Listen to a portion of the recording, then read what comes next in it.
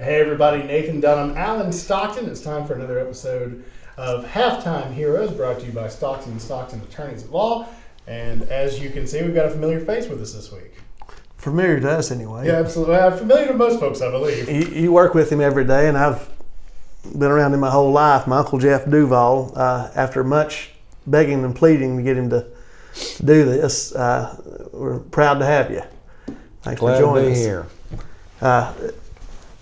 Jeff, you played in a time where we didn't have a whole lot of region championships, but No, we didn't have a whole lot of victories. but it was still, y'all played hard, played with some good people. You were named MVP your senior year, is that right? Yes. Was your senior year, was it 70? The season was 76? The season would have been 75. Okay. But you also played linebacker next to Bo James? That's right, yeah. Bo and I played together from when I was in the 5th grade. He was in the 6th grade, all through high school. What kind of player was he? He was a good player. He was a hard player, tough. Yeah. Just put it all on the field every yeah. time? Yeah, he was a real good player. You play with some. What's interesting is you look back at the yearbooks all the years, and it's like the year you started playing, all of a sudden we had a bunch of black players, because we just come out of segregation, and all of a sudden, and there were 5 or 6, I guess, on your team, wasn't it? Yeah, I was in the 2nd grade when the schools were segregated, and we played Lewis Penland, Anthony Mance, Aaron Scott. There was another young man that was a grandson of Bruce Mosley's, John Whitmire, and I just heard the other day where he had died a year or so ago. He played with us. Keith Owens? Keith Owens played with us, yeah. It's something I've never thought about. So you said the schools were segregated when you were in school? Yeah, when I was in the 2nd grade. That's just, I don't know why, I guess because of my age, but that seems such like a foreign concept to me. Yeah.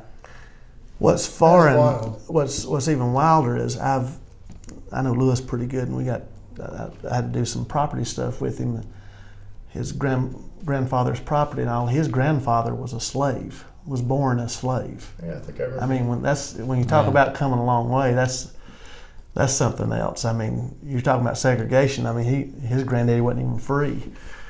Jeff, what was today we see just the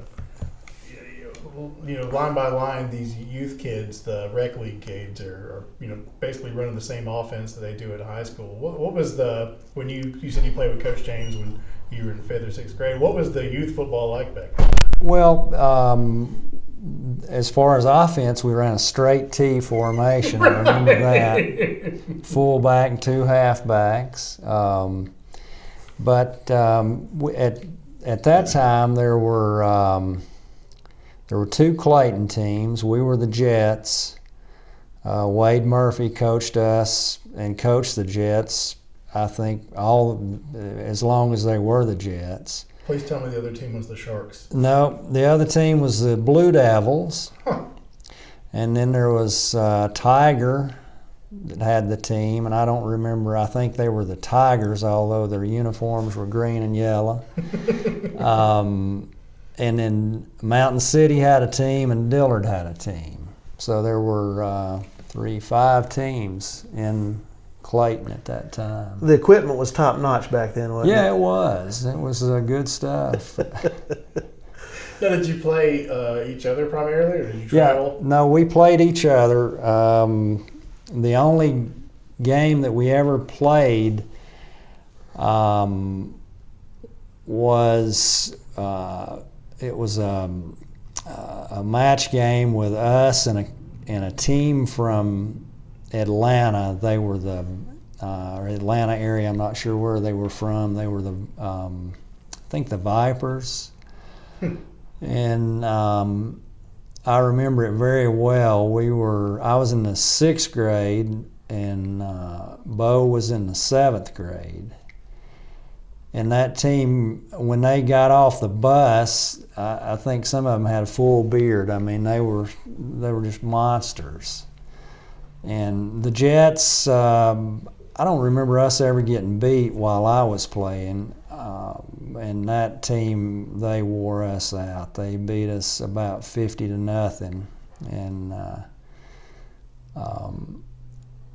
my dad used to laugh about Bo's dad, Lloyd James. He said every time them boys had hit him, he said I could just see the tears come out of those helmets. And it was a tough game. They were a good team, and I'm not sure how that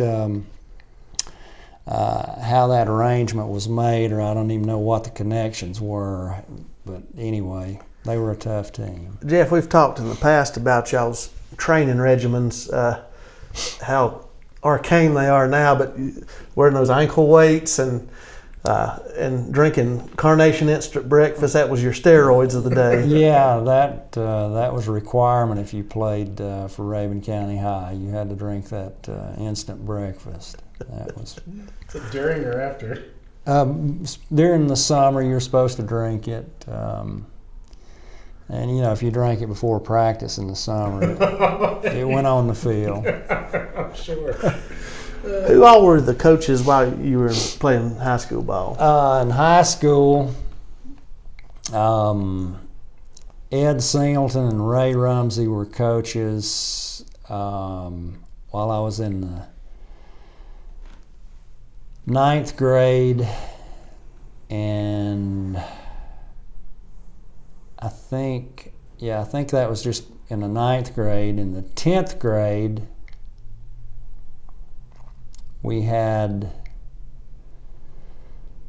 Doug Stockton and Ray Rumsey, and then we had I think Doug Stockton and Ed Singleton.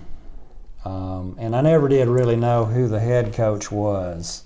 I don't think they did either. No, it was just two coaches back then, and hopefully we get 11 players to show up. Who's one of the best players you played with on our team for Rabun County? Probably the best player back then would have been Randy Moore. He was just an exceptional athlete. He was fast. He could throw. He could catch. He could run. He was an all-around great athlete. Who's your quarterback when you were? 10th grade, Hobie Jones was quarterback. The 11th grade would have been Donnie Edwards, would have been 11th and 12th grade, I believe. Well, we've had this conversation before. Who's the best person you played against? Oh, hands down, Runt Moon, without a doubt. He was an amazing player. He was,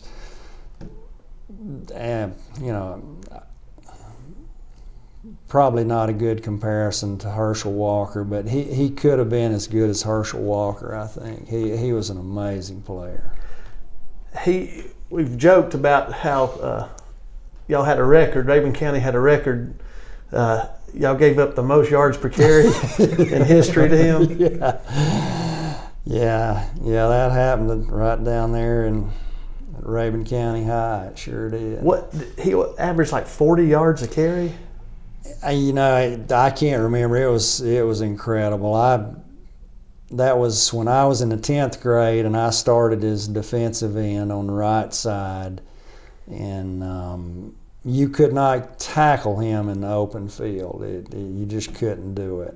He was that good. I touched him one time, but I think it was because I was so slow and he had faked me and come back, and I hadn't even reacted to his fake yet, and I got hands on him, but he was gone. But I first heard that name, I guess, about a year ago. He was, in the AJC article about his getting pardoned by the president. He was just that legend you heard about. As I was a kid much younger than him, but just Runt Moon was just the name. Yeah. I Well, mean, and that game, for better or worse, against Raven County, I think was brought up in that article. Yeah. He rushed for 270 yards. Something in that I neighborhood. can't remember. yeah, with but like 6 carries. Yeah, it was a ridiculous. Yeah. carry. Commerce was an incredible team back then, and very well coached, and we played them when I was in the 10th and 11th grade. I don't think we played them when I was a senior, but I can remember at the end of the game, I mean, they were all very humble players. They shake your hand and say, God, I thought, we thought y'all were going to beat us. And actually, when I was in the 11th grade, was the year after Runt Moon set his record, and I think he had probably graduated. We were playing them at Commerce, and believe it or not, we were winning at halftime. I never will forget that, walking off the field, going to the field house at halftime. We were pumped up. We were winning, and of course, second half we got beat. But that's one of the better games that I remember us playing.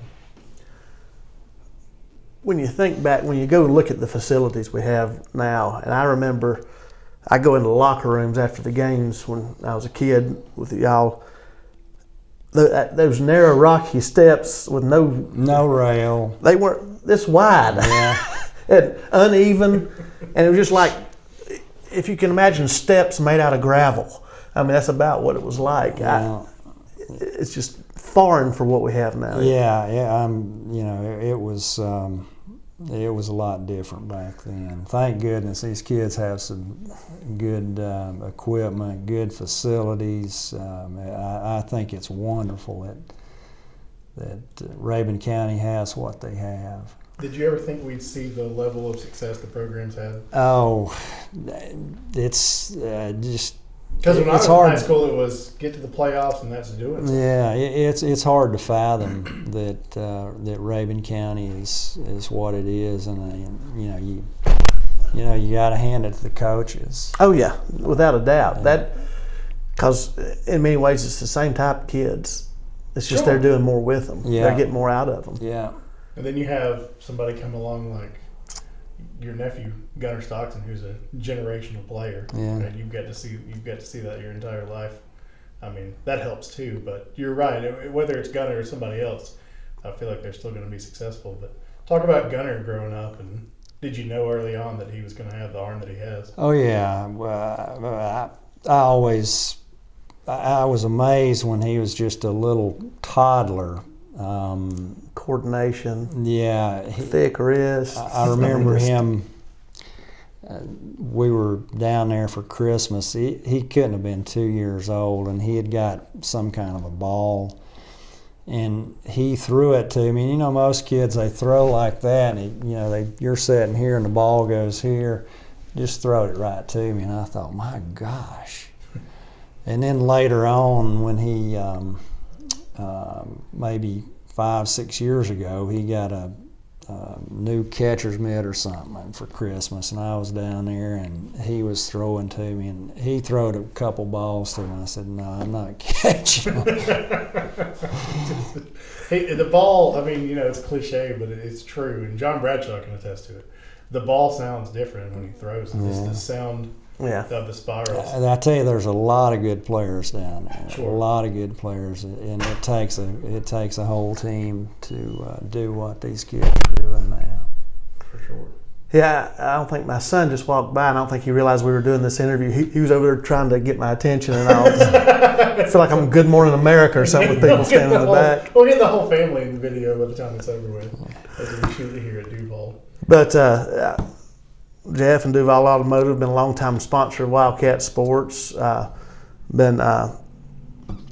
the radio show for years, and now the tailgate show, and the video, the main benefactor on the Facebook Live broadcast.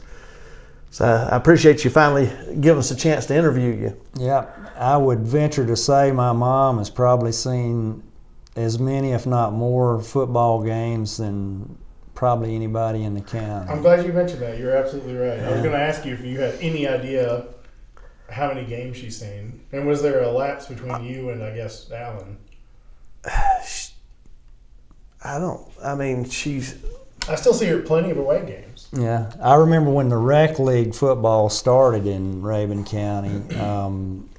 I don't know what group it was, got together, and they were getting the money up for the uniforms. And I remember I was probably maybe 8 or 9, and we were at this meeting, and they had the uniforms there, and somehow they put the money together, and that's when it all started. That was, my brother would have been probably in the 6th or 7th grade then. Yeah, well, I was just trying to put it together. So Mimi has gone to all of Uncle Louis' games, your games. I guess she went to games when Mom was majorette too. Yeah. Then come along my games, Rob's games, Miley's, Louis', Gunner and Georgia's. And the thing about it is she's been going to, the past 4 years, she's not probably missed any high school games, and she didn't have any grandkids or anybody playing. I was going to say, and Rob's games count also when he was a coach. There's plenty of times before Gunner was there that I saw Miss Kay and Miss Francis. Oh yeah. At every game. Yeah, there's no telling how many. They flew to, where did they go? They go to like Montana or something for one of Rob's games? Yeah, that was Georgia Southern. Yeah. Yeah, I'd laugh at her a couple games ago, maybe in the first home game. She said, all these people come up and want to talk to me. She said, and I lose concentration on what's going on. She said, I wish they'd leave me alone so I could watch the game. It's not a social event for her. She's there for the game. Absolutely. Well, thanks a lot, Jeff, for helping us out and letting us interview you. There's another episode of Halftime Heroes brought to you by Stockton Attorneys at Law. See you guys next week.